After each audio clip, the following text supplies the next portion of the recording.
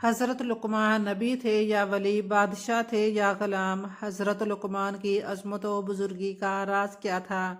آپ کو حکمت و دانائی کا سرچشمہ کیسے ملا؟ حضرت لقمان کہاں کے رہنے والے تھے اور کس زمانے میں پیدا ہوئے؟ حضرت لقمان کی قبر کہاں ہے؟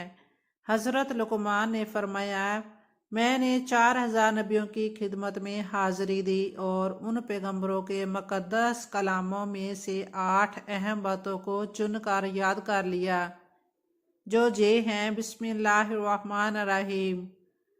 وہم کا علاج تو حکیم لقمان کے پاس بھی نہیں۔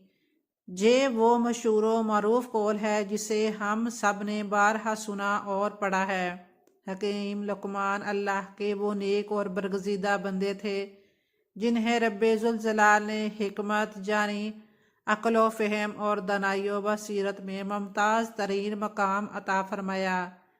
قرآن کریم کی 31ویں سورت مبارکہ کو حضرت لقمان کے نام سے منسوب کیا گیا ہے، جس کی آیت نمبر 12 میں ارشاد باری تعالیٰ ہے، اور ہم نے یقیناً لقمان کو حکمت دی۔ جمہوریہ علماء کا اتفاق ہے کہ حضرت لقمان نبی نہیں بلکہ فقیہ اور حکیم تھے۔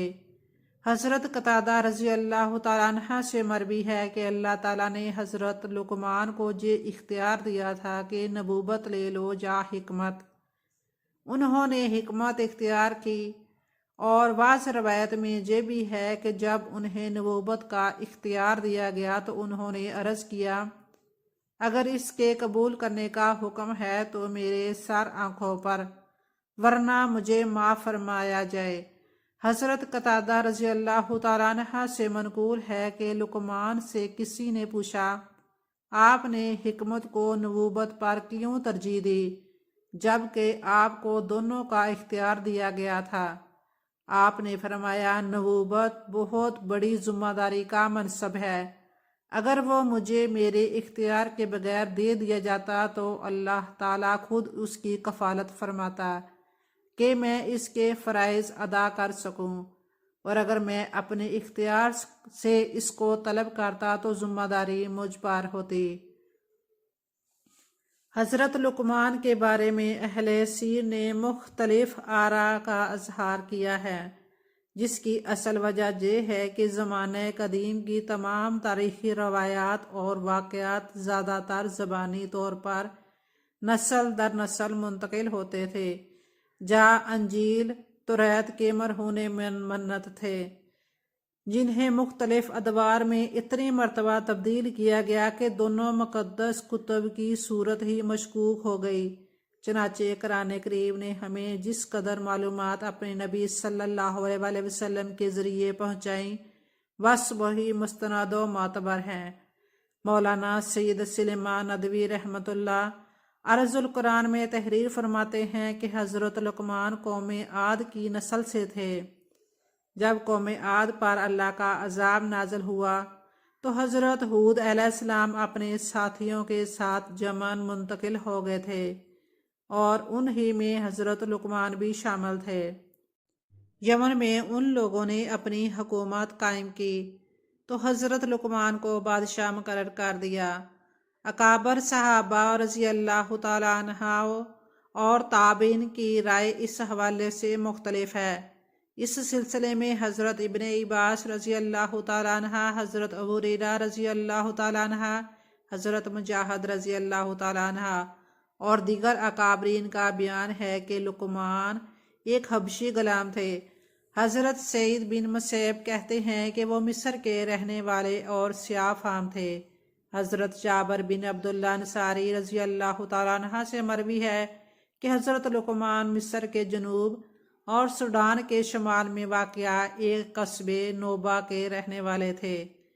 اس سلسلے میں سہیلی کی تحقیق یہ ہے کہ حکیم لقمان اور لقمان بن عاد دو مختلف ادوار کی مختلف شخصیات ہیں جن کا آپس میں کوئی تعلق نہیں۔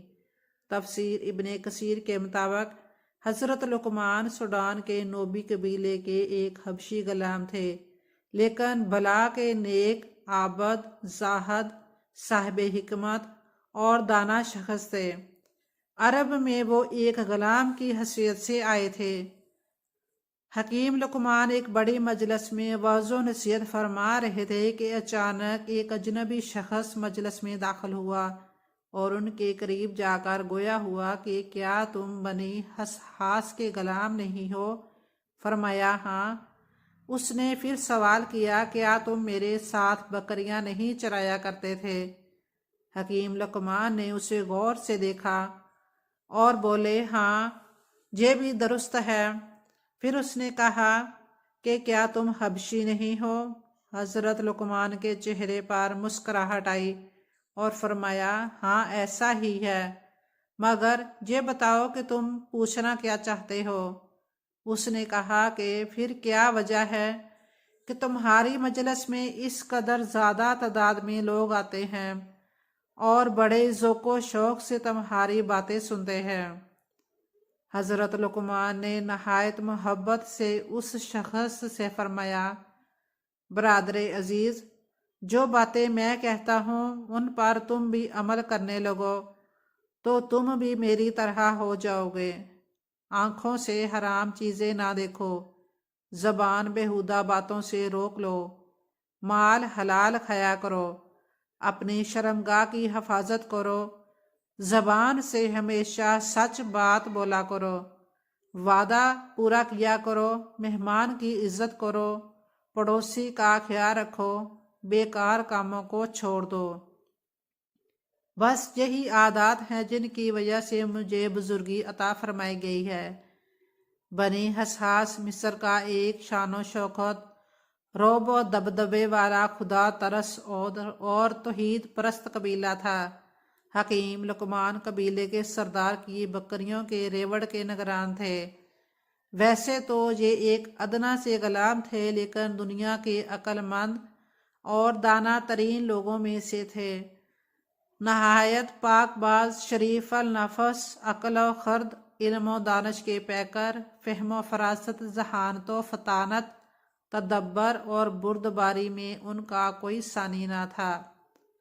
कनात व संजीदगी, मामला फहमी, वफादारी में जद्दे तोला के हामल, ज़ैरको अबकरी इंसान, आला तरीन अखलाके करीमा के मालक, बेहद साबर व शाकर, पूरे कबीले के लिए बाइस रहमत, मालकान के मंजूर नज़र और हिकमत व दानाई का सरचश्मा थे।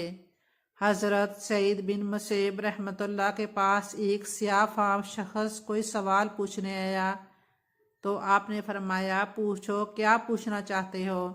तुम्हें अपनी सियाह फामी पर शर्मिंदा नहीं होना चाहिए, क्योंकि सड़ानियों में 3 आदमी दुनिया के बेहतरीन इंसान और बहुत ज़्यादा हिकमत के मालिक थे। हज़रत बिलाल हबशी रज़ी अल्लाह ताला अन्हा, हज़रत उमर फ़ारूक रज़ी अल्लाह ताला अन्हा के गुलाम मजमा और हकीम लुकमान, ये तीनों स्याह फाम और चिपटी फैली नाक वाले थे और तुम चौथे जियल मर्तबत सुडानी हो। हज़रत मौलाना शबीर अहमद उस्मानी रहमतुल्लाह तहरीर फरमाते हैं कि अक्सर उलमा की राय है कि हज़रत लुकमान पैगंबर नहीं बल्कि एक पाक बाज मुतकी इंसान थे, जिन्हें अल्लाह ताला ने आला दर्जे की अक्ल व फ़हम और मतानत व दानाई अता फरमाई थी। उनकी आकलाना नसीहतें और हिकमत की बातें लोगों में मशहूर चली आती हैं। रब्बुल इज़्ज़त ने एक किस्सा कुरान मजीद में बयान फरमाकर उनका मर्तबा और ज़्यादा बढ़ा दिया है। हज़रत लुकमान कहाँ के रहने वाले थे और किस ज़माने में पैदा हुए, उसकी पूरी तायीन नहीं हो सकती। अक्सर का कौल है कि वो हबशी थे और हज़रत दाऊद अलैहिस्सलाम के अहद में पैदा हुए। उनके बहुत से किस्से और अक़वाल तफसीर में नकल किए गए हैं। वह बिन मोहम्बा रहमतुल्लाह की रवायत के मुताबिक हज़रत लुकमान हज़रत अयूब अलैहिस्सलाम के भांजे थे और मकातल रहमतुल्लाह ने उनका खालाजाद भाई बताया है। तफसीर बिजाजवी में है कि उनकी उम्र दराज हुई जहाँ तक कि उन्होंने हज़रत दाऊद अलैहिस्सलाम का ज़माना पाया। करतबी के मुताबिक हज़रत लुकमान हज़रत दाऊद अलैहिस्सलाम से पहले शरई मसाइल में लोगों को फतावा दिया करते थे। हज़रत दाऊद अलैहिस्सलाम को नबूवत अता हुई तो उन्होंने फितवा देना छोड़ दिया कि अब मेरी ज़रूरत नहीं रही। वाज़ रवायत में है कि हज़रत लुकमान बनी इसराइल के काजी थे और बहुत से कलमात आपसे मनकूल हैं। वहाब बिन मंबा कहते हैं कि मैंने हज़रत लुकमान की हिकमत के 10,000 से ज़्यादा अबवाब पढ़े हैं।